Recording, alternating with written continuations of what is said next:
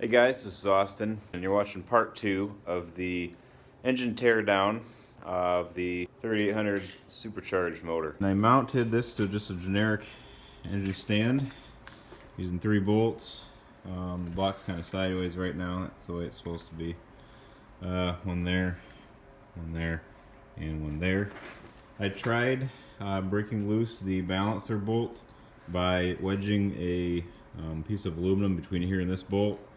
And that ended up cracking a little bit of a chip off the block, but I would not recommend doing that. Okay, so here's the front cover. If you remember from last time, we took out a bunch of bolts. They're all probably 10 millimeters. You do not have to take off the water pump. I already have the change seal in there, or the pulley on the water pump. So once all visible bolts are out, I'm not going to show them here, you need to take out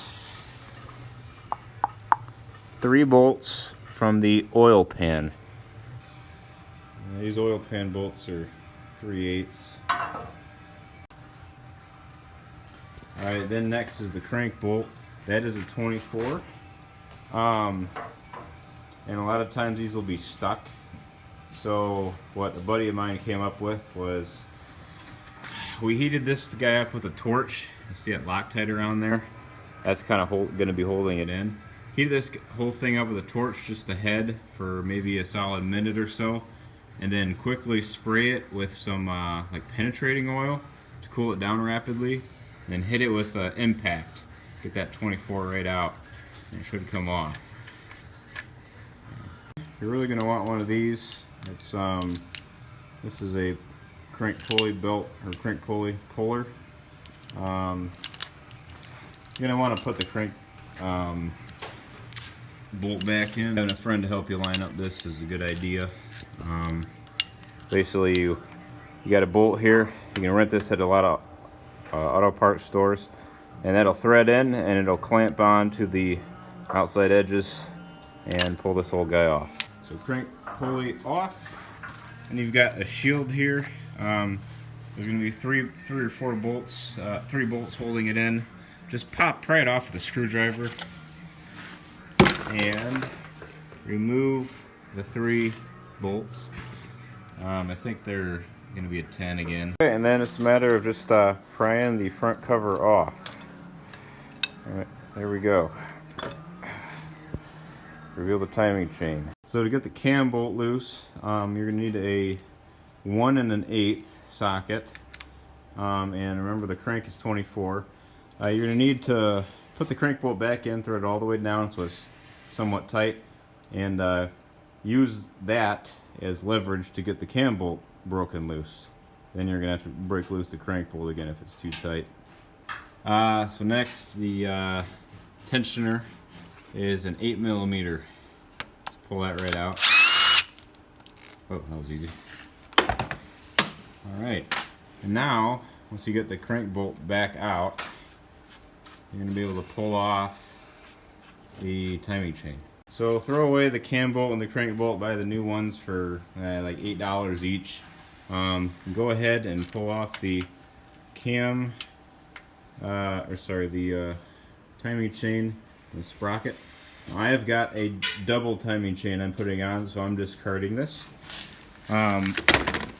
Now if you go with a double roller, and I wouldn't really consider going with anything else, you're going to have to completely remove the tensioner and discard that, and you're going to have to remove the balancer shaft. So you don't need the balancer gear here anymore, and you don't need the balancer shaft or gear or anything left over. Let's get that balancer shaft out. Pull off the balancer shaft. You're first going to pull off this shield here, and to get rid of these 2 1/2-inch bolts. I'm going to keep the shield, so I'm going to put these bolts back in the holes where they came from. This is not a really good way to grab the balancer, so I just put a vice grip on it. And you're going to use a 13/16 inch socket on this bolt here, and break that loose with the there we go, with the vice grip holding the balancer in place. And since my engine's going to be revving, you know, around 6,500 plus RPMs, I'm removing the balancer completely. Supposedly, according to the internet and various suppliers, the balancer is not balanced at high RPMs. It's only balanced at certain low RPMs.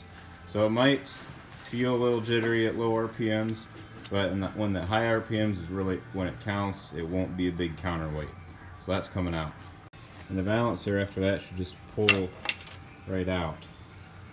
There we go. One issue that opens up is there is an oiling hole here that is meant to oil the balancer bearings. Now that's just going to be spitting oil out. So the idea is we want to plug that. You can order a 440 engine block from a Dodge, 440 cam bearing set, and apparently I think it's the smallest size cam bearing will hammer right in there. It's slightly oversized by like 0.002 inches or something, but it should be able to hammer in there and plug that oil hole up good. So there is an existing bearing sort of thing in there, but it has a channel in it for the oiling hole. You're going to want to hammer that out by taking the rear cover off, right? Both bolts.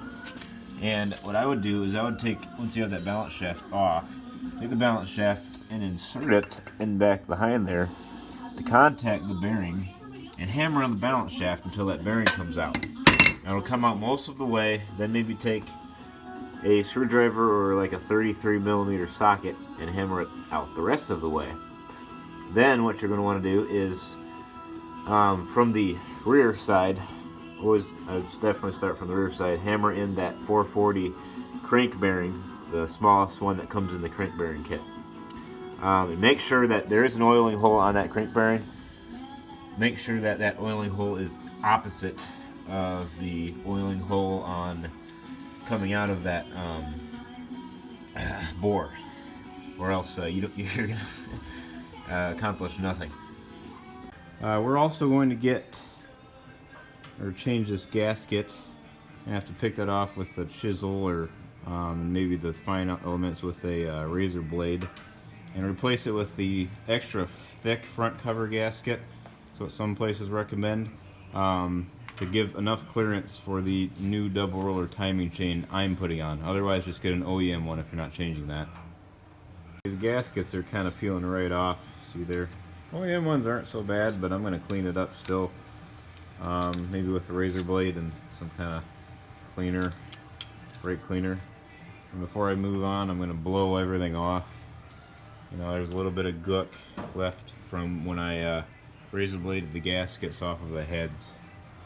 So I'm going to blow all that out of there, take the oil pan off to do that. Now the camshaft is retained by two T30 Torx bits. Let's take these out. So this little sucker, this T30, got stripped out.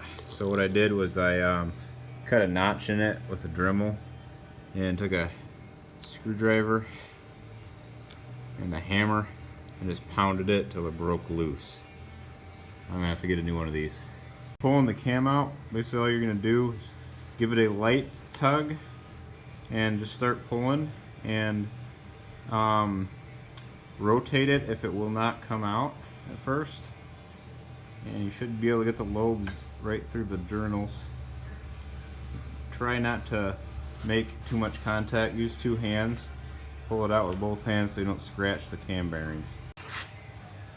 So yeah, just carefully slide it out. Want to make as little contact as possible to keep the lobes from scratching the bearings.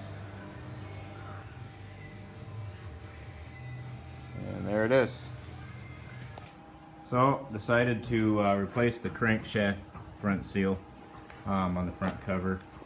All we did to get that out was we hammered a screwdriver very lightly underneath this lip here to separate this sealing plate all around the surface. It did scar a little bit, so I filed it back down to pretty much smooth on the surface. Popped it out and took a big,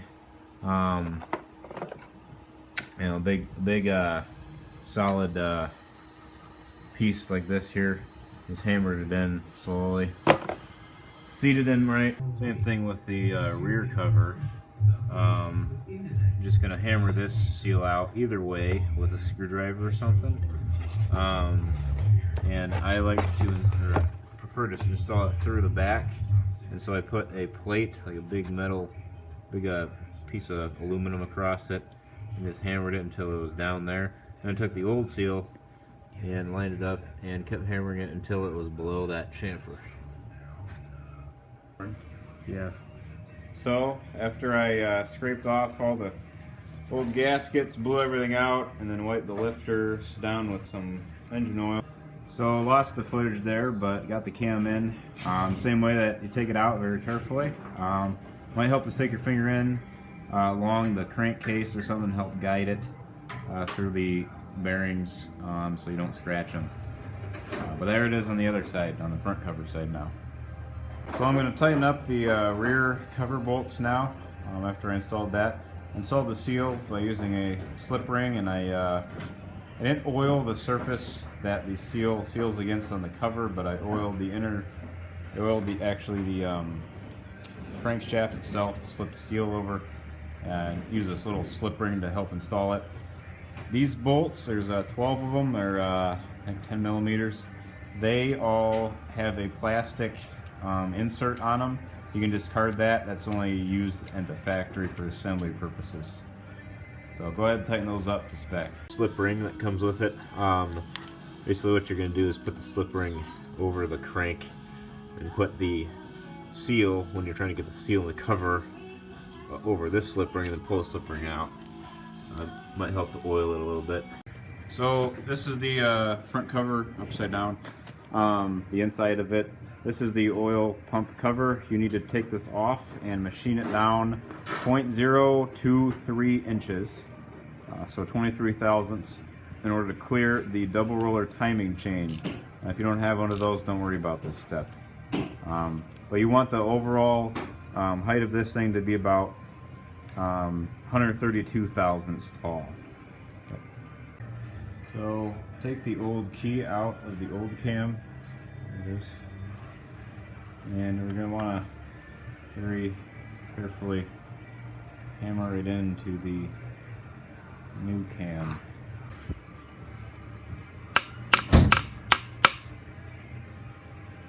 Tighten the T30s on the camshaft thrust plate to 11 foot-pounds.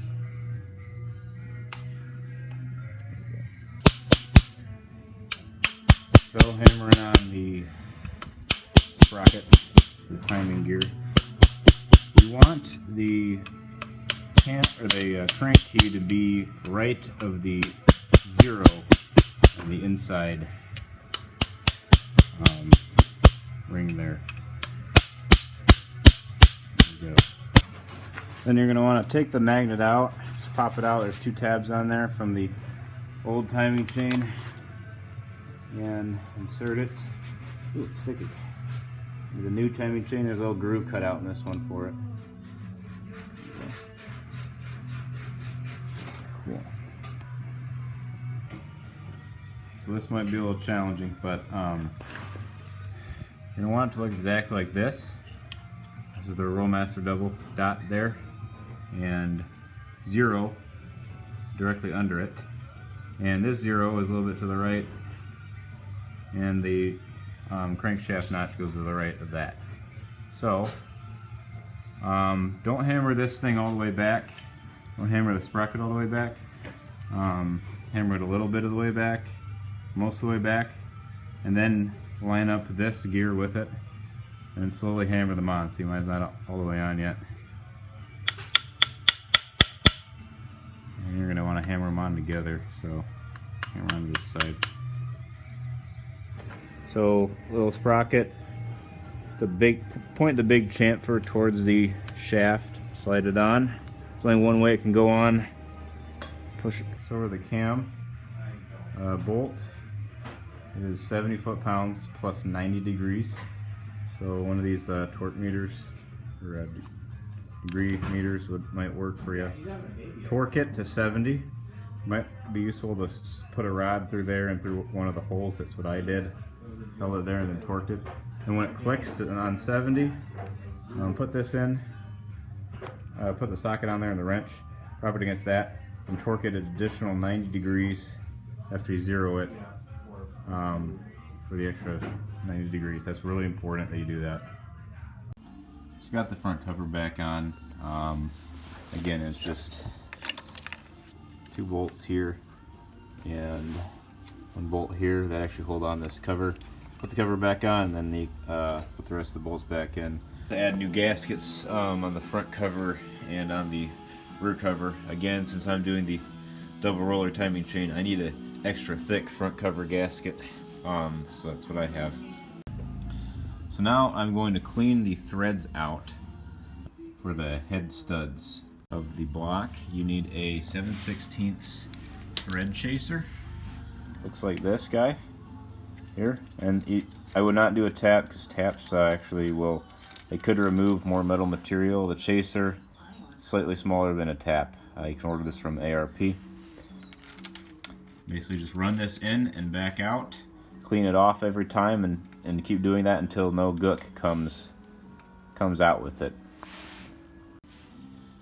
Just an example, while you do this, I saw the gook that came out of the threads, one of the holes. I would, maybe before doing this, blow it out with compressed air. You could spray some brake clean in there, or maybe even vacuum it too. I've done all 3 on mine.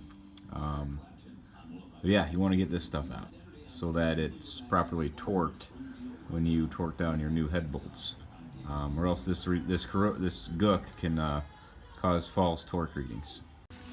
It doesn't hurt to add a little pressure by pushing when you push it in, and then pulling when you thread it out. That way you clean the whole thread.